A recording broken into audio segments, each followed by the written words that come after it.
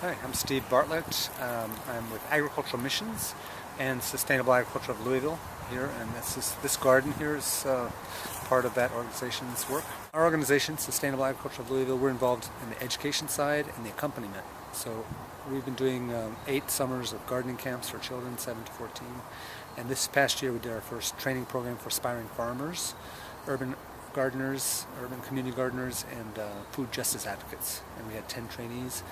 And all those people are involved in first-year CSAs, or they're involved in community gardens, or they're involved in advocacy work here in the community around food issues.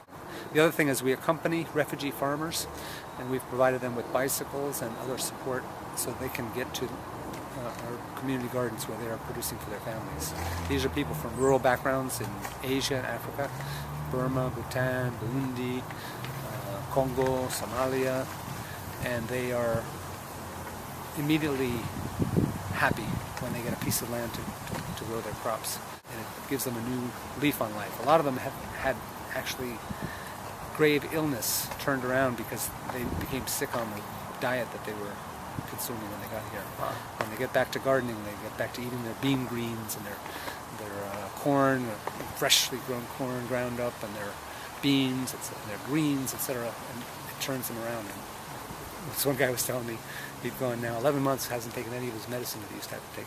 These people have the knowledge and the mindset to be happy spending their afternoons and weekend out on the farm with their children.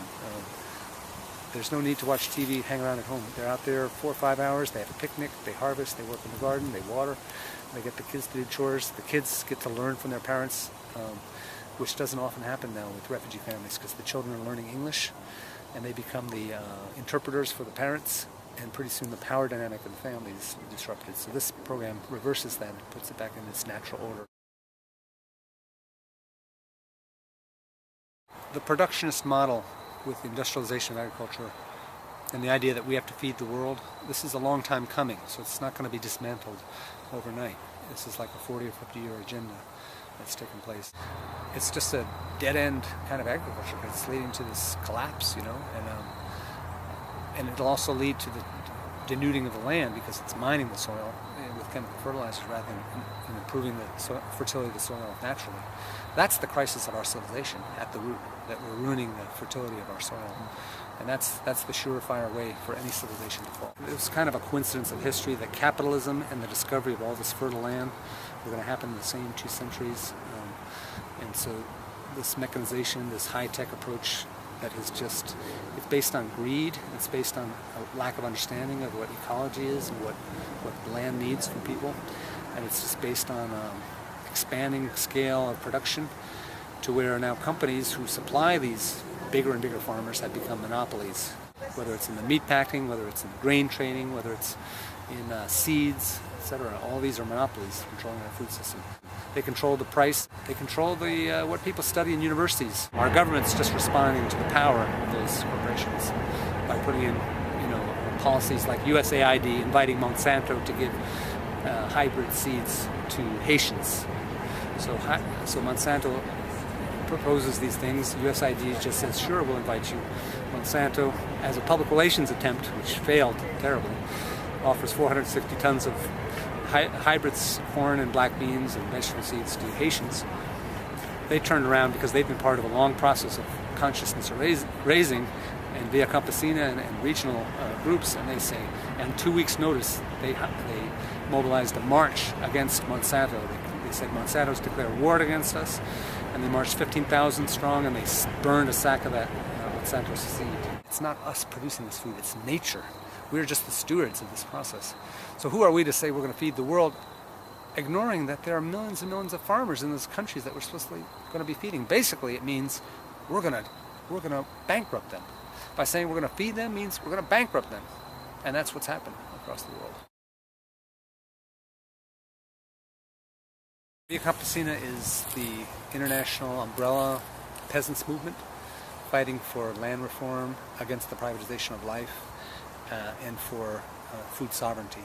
And they're the ones who popularized the concept of food sovereignty with the fights against the WTO going back to Seattle, and then especially very strong in Cancun and in Hong Kong as well.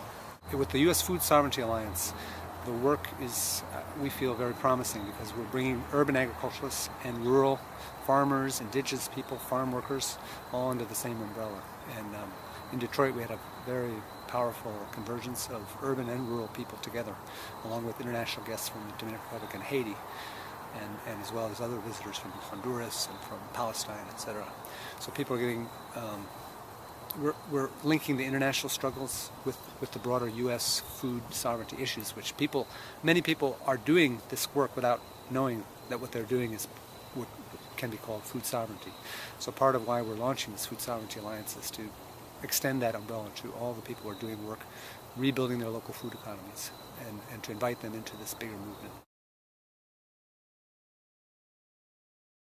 The potential for cooling the planet by planting diverse forests in agroforestry projects all through the global south, by the mixed forest and pasture farming of the temperate zones, all that returning a large forest cover will slow the global warming, without a doubt. Really, it's a fight about the model that we need to.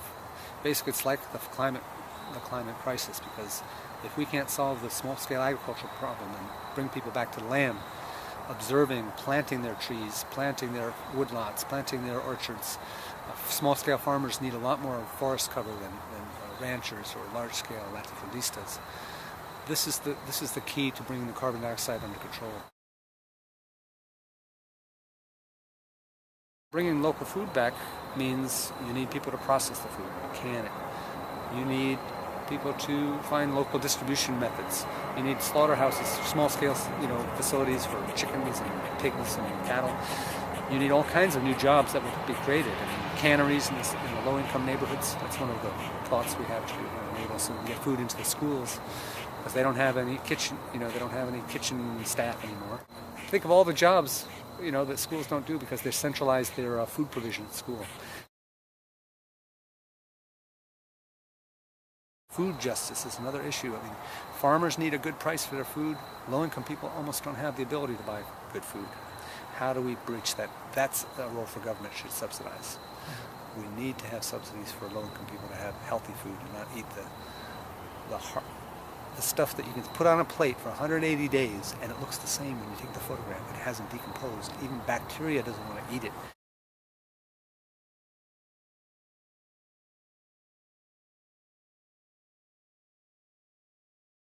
Climate justice would be making them more responsible. Those who have more wealth because of the exploitation of the environment should come up and pay if they're going to be part of humanity in the future. We're all going to go through this together. Those who profited from creating this situation need to be part of the solution. If people feel like they're in isolation, that's a problem, because they're part of a much bigger movement. Mm-hmm. And basically the energy that you can get just by knowing and getting to know other people doing this work is tremendous. So we need to link together, visit each other, we need to get to know each other, know what's happening in different parts of the country, create a strong bond and a strong alliance together. And so, get involved in a local organization, try to build that organization up. Because any national alliance will only be as strong as its strongest member organizations. Mm-hmm. So you've got to build strong local organizations. But as you're doing that, keep the eye on the prize, and that's the big thing. We want to turn back this whole neoliberal system. We want to get land back to people who can work the land, and we want to get healthy food to everyone, no matter what their income is.